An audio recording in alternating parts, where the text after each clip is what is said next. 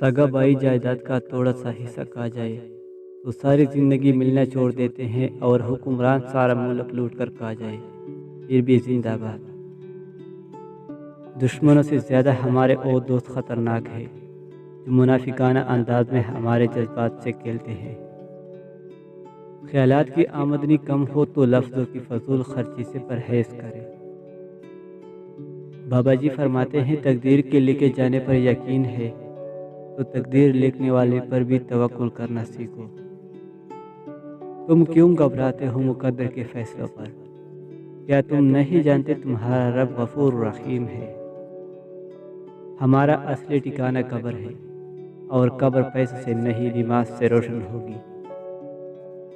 رسول اللہ صلی اللہ علیہ وسلم کا فرمان ہے، بے شک اللہ تعالیٰ ایسے بندے کو پسند کرتا ہے جو پرہیزگار، لوگوں سے بے نیاز اور گمنام ہو۔ لوگوں کے ساتھ ان کے کردار کے مطابق رویہ اختیار نہ کرو، بلکہ اپنی تربیت کے مطابق اختیار کرو۔ تمہارا دل سمندر کی مانند وسیع ہے، جاؤ خود کو اپنی پوشیدہ وسعتوں میں تلاش کرو۔ زبان کا بولا دنیا سنتی ہے، اور دل کا کہا اللہ سنتا ہے۔ سنا تھا روز قیامت کوئی کسی کا نہیں رہے گا، مگر یہ معاملہ تو دنیا میں دکھائی دے رہا ہے۔